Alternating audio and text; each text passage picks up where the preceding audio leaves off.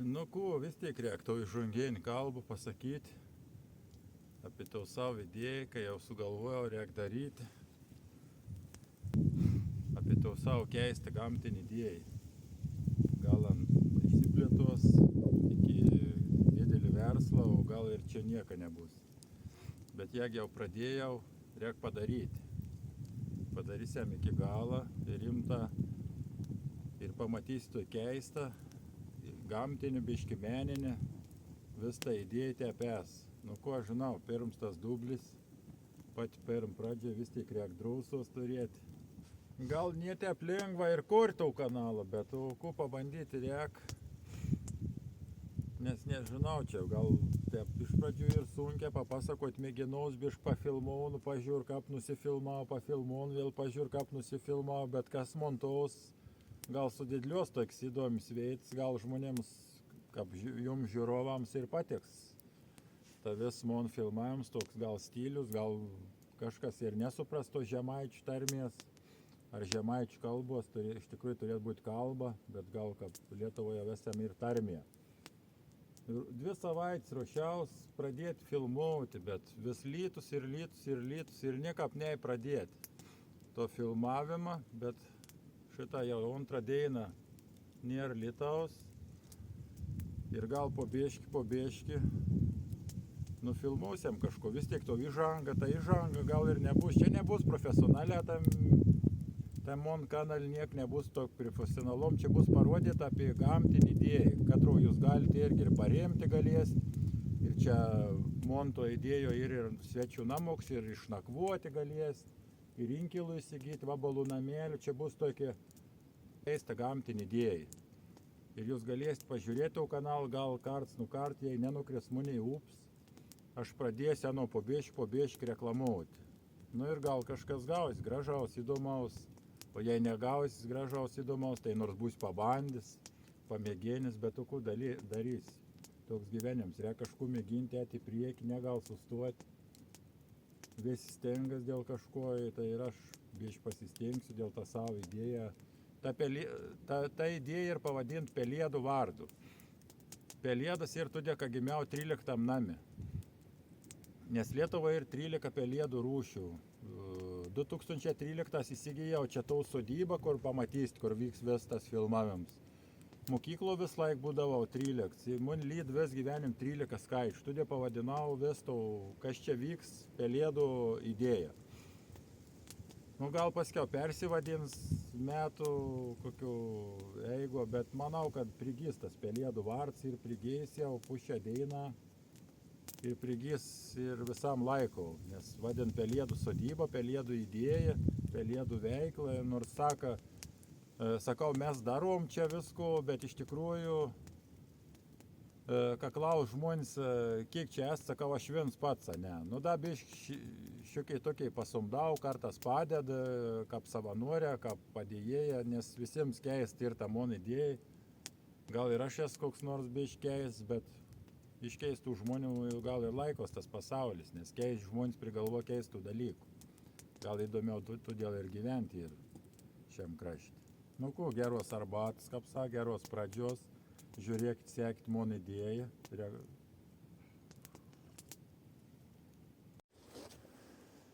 Didžioji dalis filmavim gal čia ir vyks. To mono sodybo, to pelėdų sodybo, va tam svečių namokė vis laik galėsite išmėgoti. Ir paremsit mono to laukinės gamtos išsaugojim to vis idėjai, vadinam pelėdų. Pernakvot svečių namokį, nu paskiau parodys, kaip ir vidau, kaip gali papolsiauti ir galėsite apžiūrėti. Čia bus laikoms, matos voljera tolumo, tai bus laikomas pelėdas. Pelėdas ir išaugintas nelaisvė, gėmė tėvą, senelę ir dėl visų tokių tikslų paskiau gal bus mėginam paleisti laisvę, jeigu išės čia kokių dalykų. Reiks mėginti kažkų, žiūrėti. Levandų daržėlis, čia avių aptvaras, su skulptūra, saulutės ir visa mono ta gamtinė tokia pagoniška, surišta su gamta, su ąžuolas. Galite pasodinti ir vardinį ąžuolą ir visko. Nu ir galėsit pradėti žiūrėti. Pritrauksiu mėnulį. Mėnulis ir rimts dalyks. Pavasaris, gervės trimitaun, pelkės pradžiūva. Kaip sakant, takėlis veda, reikia atidaryti sezoną, reikia pareklamuoti savo, tų pačką jau leidau kanalą, reikia pareklamuoti savo namėlį. Nu, žingsniaunam link namėlį, takėlis ir padarys, nenusipurvins, nieko. Galėsite atvažiavę ramiai nuėti. Namėlis tinka ir ilgesniam gyvenimui, ypač buvo atidarytas praeitą vasarą, ypač daug užsieniečių. Anam buvo apsistoję. Iš Pietų Korėją buvo žmonės. Nu va, toks tas namėlis ir pastatyts iš seną namą. Čia 80% ir tam namėlė panaudota medžiagų antrą kartą. Visokiai longa doris buvo supirkti seni. Ir iš tų senų visokių dalykų buvo sukurts toks pelėdų svečių namėlė, šanu vadinu.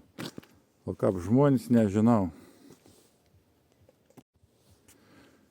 Nu va, čia reklamą pastačiau ir pelėdų inkilų, kaip atrodavo pelėdų inkilą. Kad žmonės čia gyvena naminį pelėdą, pas mus tokia dažniausiai aptinkama pelėda. Aš jas daug prikėlis miškus, anoms inkilų. Ir anos ten gyventus inkilus. Bet žmonės nori pamatyti ir tikrų, ir gyvą pelėdų. Tai bus laikom šitos sodyboje ir pelėdas gyvas. Pagrindą vež iš Čekiją, iš Lenkiją, tai trečios kartos nelaisvė gimus, senų senelė gimus nelaisvė, tėva gim nelaisvė ir anos bus gimus nelaisvė. Nu va, parodys, kaip atrodo tas namėlis. Muzika groja. Nu va, parodys, kaip įsikūris pelėdų namėlis. Ir žydinoks pelėdų namėlė, katras labai gera šilda. Gal ir žiemą apsistoti.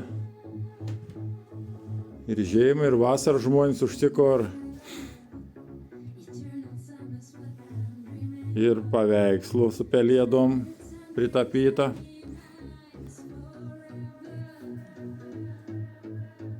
Ir šveistos, ir patefons, nors žmonės sugadėna patefoną. Nulenkia adatą, bet reikės sutvarkyti.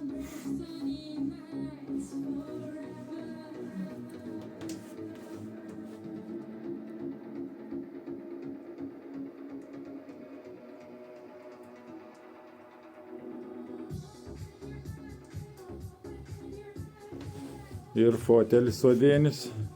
Katras labai patogus.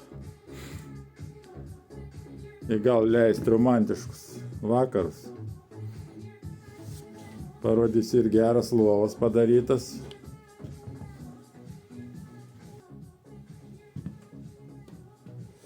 Du mėgtamėje. Katri irgi turi savo pelėdų paveikslus. Ir mėgosti. Ir dar toks šitas namoks turi ir dvasių ir visko. Ir toks su dvasiom surišta buvo nutapytas toks paveikslas. Katras čia simbolizuojam tos sodybos dvasiai ir ežioks. Ir čia tokia ragana buvo ir ana vis vaidenas ežioks. Ir buvo nutapytas paveikslas, kad tas ežioks pagaun munį, o pelėdas žiūr ger kavą. Parodys laukia ir terasa. Kubils. Namokį gal apsistoti 4 žmonės.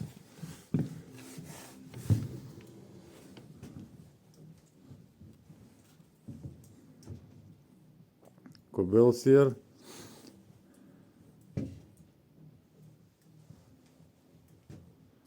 ir prūts labai švarus. Teraso galite ir vakarus galėsit leisti.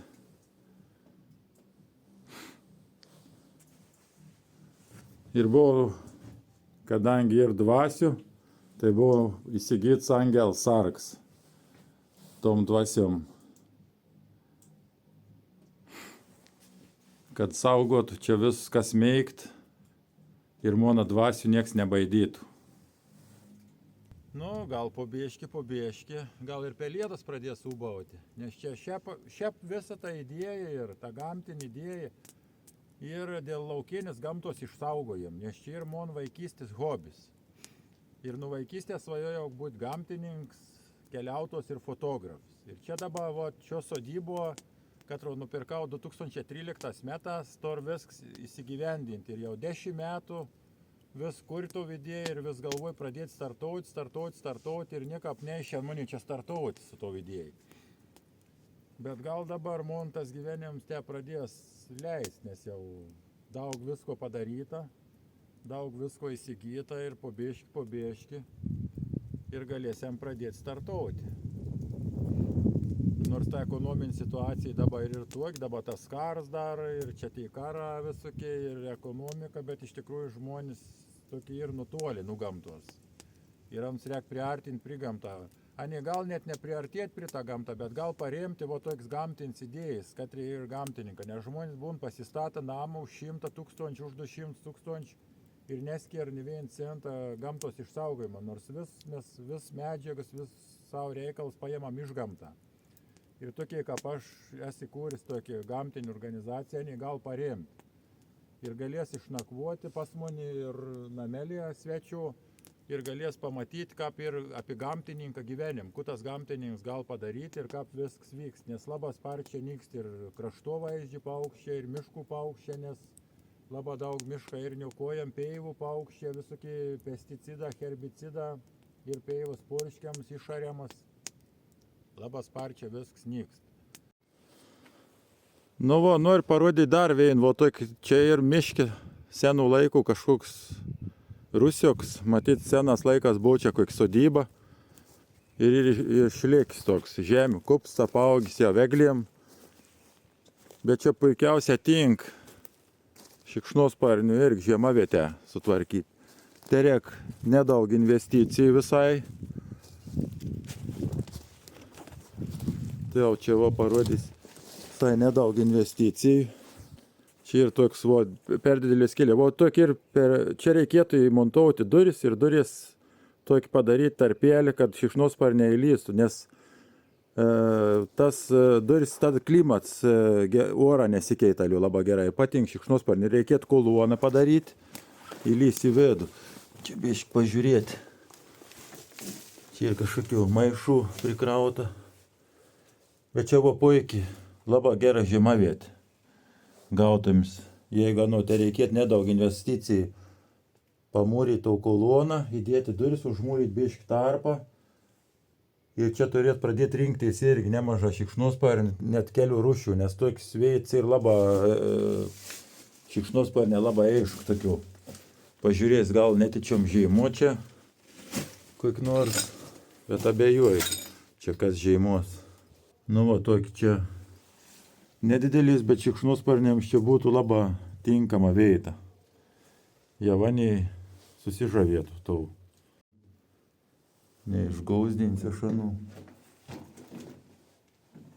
Pabandyti, nei tokius visokius plišiukus būn susilindi.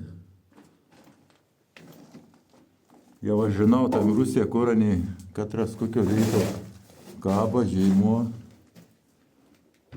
Dar vien šikšnys.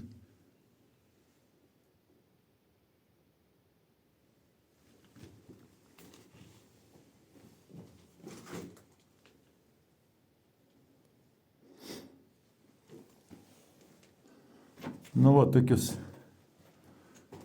ausylę. Kavo, viens jau ausį išleidis. Dar viens ausylis. Apšarmuojais. Čia būdavo dar, bet nėra. Ir aš tokius Rusijos įrengiu tokius einus. Kad rastor daug plyšių ir aniems ir pasislėpti labai. Nu visokių pavojų.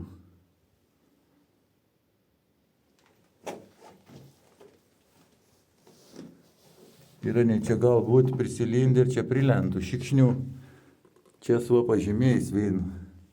Net pažymėjau, jons ten įlenda. Ir ten žeimo. Cilindrai, toks plyšiuks yra, nu čia jau yra toks slapta vieta, žema vieta. Drugelis vat žymo. Drugelių irgi daug žymo. Tokius Rusijos. Ir va toks Rusijos būtina reikia išsaugoti. Anksčiau kiekvieno sodybo buvo toks Rusijos. O dabar žmonės nebestato Rusių. Labiau viskas surenovauta ir labiau susukęs alėja, susukęs chemikalas, sutepta mediena, vasarą pakaitin ir daug šikšnosparnių žuvo. Šikšnosparniai čia labai naudingas gyvūnas. Ir ant įdomus ir naudingas reikėtų išsaugoti. Ir va monta visą veiklą ir su laukinės gamtos išsaugojim. Ir to laukinė gamto reikia viskų saugoti. O čia buvo sodybvietė. Ir to sodybvietėje lieka. Ir va čia tas inkeliuks katram leid laik šikšnosparniai. Ir esu matęs daug ir ausylių, ir nakvišų. Čia tokie, nors aplinkau daug inkilų yra, čia visus tus inkilus karaliauna. Jau čia ir pripratę, ir žiemavietės. Nu, kokį pelėdų idėją be pelėdų. Reikės pelėdom ir padaryti inkilus, gal gyvens. Ir įdėti kamerą į vidų. Ir parodysiu. Ir jeigu perės pelėdą, tam inkelį, reiks nešti mišką. Tai parodys, kaip gyvena pelėdas ir ką panos per. Reikia užlydyti dar stogėlį tam šitą inkilau ir galės nešti mišką. Ir pamatysit, kaip pelėdų gyvenimą. Jei ganos gyvens, paskiau kitus klipus įmontausiu.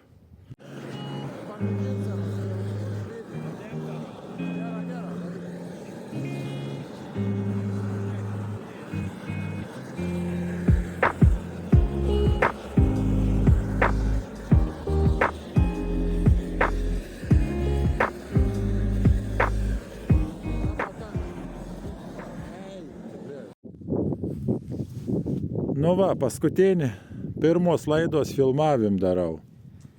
Pasidariau arbatas dar, litnaglį inkils. 10 metų iškabojęs mediją, bet reikės biškį patvarkyti dognus jau pradėjai pūti. Patvarkys to dogną dar, uns galės kaboti ir stogėlį reikėtų uždėti, kad nebėgtų vandau. Ir galės vėl anu pakabinti. Litnaglis buvo vienas iš pirmųjų mon rėmėjų.